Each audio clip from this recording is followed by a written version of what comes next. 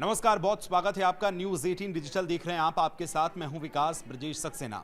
बिहार में बीजेपी ने सम्राट चौधरी को मुख्यमंत्री पद की शपथ दिला दी है। इधर पड़ोसी राज्य बंगाल में बीजेपी अब अपना सीएम बनाने के लिए सारे घोड़े खोल चुकी है।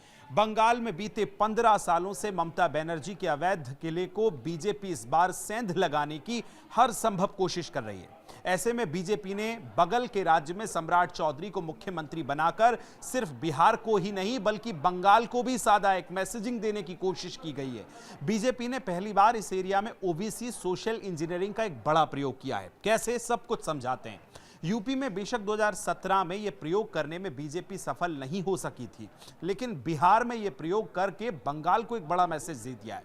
बीजेपी बंगाल में अब ओबीसी ध्रुवीकरण की रणनीति पर काम करने वाली है। बंगाल में टीएमसी का एक बड़ा वोट बैंक ओबीसी और एससी पर टिका होता है। ममता बनर्जी इस ओबीसी एससी मुस्लिम वोट बैंक के बल पर सत्ता में ही हैं। ये आप समझते हैं, पिछले कई सालों का रिकॉर्ड है, क्योंकि सम्राट चौधरी कुशवाहा जाति से आते हैं। ऐसे में कुशवाहा, मौर्य, उत्तर दिनाजपुर, दक्षिण दिनाजपुर और उसके साथ साथ मालदा हुआ, मुर्शिदाबाद हुआ, आसनसोल हुआ, वहां भी इस बार चुनावी गणित बदल दें तो हैरानी नहीं होगी, क्योंकि बिहार की सत्ता की धुरी अब एक बार फिर नए केंद्र की ओर झुकती दिख रही है। सम्राट चौधरी का मुख्यमंत्री के रूप में उभरना न केवल बिहार के जातीय समीकरणों को बदलने वाला है, बल्कि इसकी गूंज पड़ोसी राज्य पश्चिम बंगाल की चुनौती, जो चुनावी राजनीति है, अब उसमें भी सुनाई दे सकती है। बीजेपी इसे ओबीसी कार्ड के एक मास्टर स्ट्रोक के रूप में देख रही है, जो बंगाल में ममता बनर्जी के मजबूत किले को भेदने में सहायक हो सकता है। बिहार से सटे पश्चिम बंगाल के जिले जैसे किशनगंज की हम बात करें, पूर्णिया के प्रभाव को देखें और उसके सीमावर्ती क्षेत्रों में कुशवाहा समुदाय की एक संगठित आबादी है। ये सम्राट चौधरी बिहार में एक सफल ओबीसी चेहरे के रूप में स्थापित होते हैं यदि, तो ये प्रभाव सीमा पार के जिलों में भी देखा जा सकता है। बंगाल में बीजेपी पहले से ही मतुआ और अन्य पिछड़े वर्ग को साधने की कोशिश कर रही है। अब ऐसे में सम्राट चौधरी का चेहरा वहां के हिंदी भाषी और ओबीसी वोट बैंक को लुभाने के लिए एक बड़ा आइकॉन का काम कर सकता है। बंगाल में दरअसल ओबीसी क्यों निर्णायक है, इस समीकरण को अब समझिए। बंगाल में बीजेपी की रणनीति का मुख्य केंद्र अब उन इलाकों पर है जहां पर ओबीसी वोट निर्णायक होते हैं। सम्राट चौधरी का व्यक्तित्व आक्रामक और थोड़ा सा स्पष्टवादी रहा है, जो बंगाल की राजनीति में बीजेपी की उस छवि को मजबूती दे सकता है जो खुद को ओबीसी रक्षक के रूप में पेश करती है। हालांकि बंगाल की राजनीति में क्षेत्रीय अगर अस्मिता का मुद्दा हमेशा ही हावी रहा है और इस बार भी नजर आ रहा है, इसलिए बिहार के नेता का प्रभाव वहां कितना असर करेगा, ये देखने वाली बात होगी। बीजेपी इसे एक प्रयोग के तौर पर देख रही है ताकि बिहार मॉडल का इस्तेमाल कर बंगाल में भी ओबीसी सोशल इंजीनियरिंग की जा सके।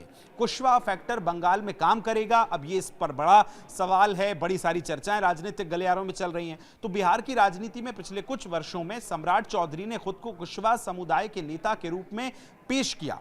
उन्होंने अपनी पगड़ी और आक्रामक शैली के जरिए समाज के भीतर एक संदेश दिया कि कुशवाहा अब सिर्फ वोट बैंक नहीं है बल्कि सत्ता के दावेदार हैं।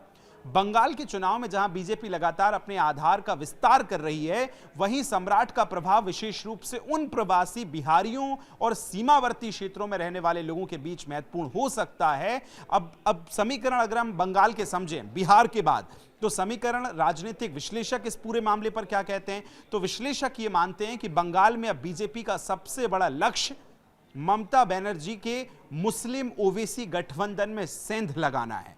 क्योंकि अगर सम्राट चौधरी बिहार में विकास के साथ साथ जातीय गौरव की राजनीति को आगे बढ़ाते हैं, तो इसका सीधा असर बंगाल के उन इलाकों में दिखेगा जहां कुशवाहा बिरादरी की संख्या ठीक ठाक है। ये केवल एक राज्य का बदलाव नहीं है, बल्कि पूरे पूर्वी भारत की राजनीतिक परिदृश्य में ओबीसी चेतना के उभार का भी एक संकेत है, जो चुनाव से पहले मिला है।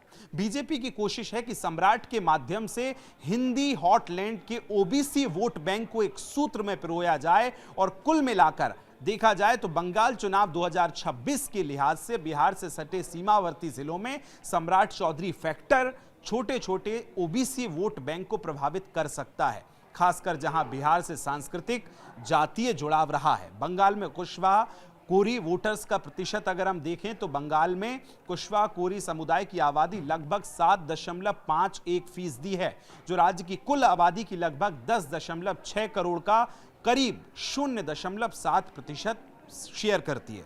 बिहार में अगर हम देखें तो 4.21% है वोटर्स जो कुशवाहा समुदाय से आते हैं, लेकिन बंगाल में ये नगण्य के बराबर है। इसके बावजूद भी किशनगंज, अररिया, पूर्णिया, कटिहार जैसे जिलों से सटे बंगाल के कुछ जो सीमांत वाले फैक्टर में जो हैं इन जिलों में काम कर सकते हैं। तो अब देखना होगा कि ये फैसला सम्राट चौधरी को बिहार में लाने का बंगाल के चुनाव को कितना इंपैक्ट करेगा, ये बहुत आने वाला समय इसका जवाब देगा। लेकिन इस पूरे समीकरण पे क्या आप इस तस्वीर को कैसे देखते हैं? क्या ये बीजेपी का एक मास्टर स्ट्रोक है, जैसे मध्य प्रदेश में मोहन यादव को मुख्यमंत्री बनाने के बाद फिर तमाम चुनावों में उनसे चुनाव कैंपेन में उतारना, क्या उस तौर पर आप इसको देखते हैं? कमेंट करके फिलहाल हमें जरूर बताइएगा। अभी के लिए शुक्रिया।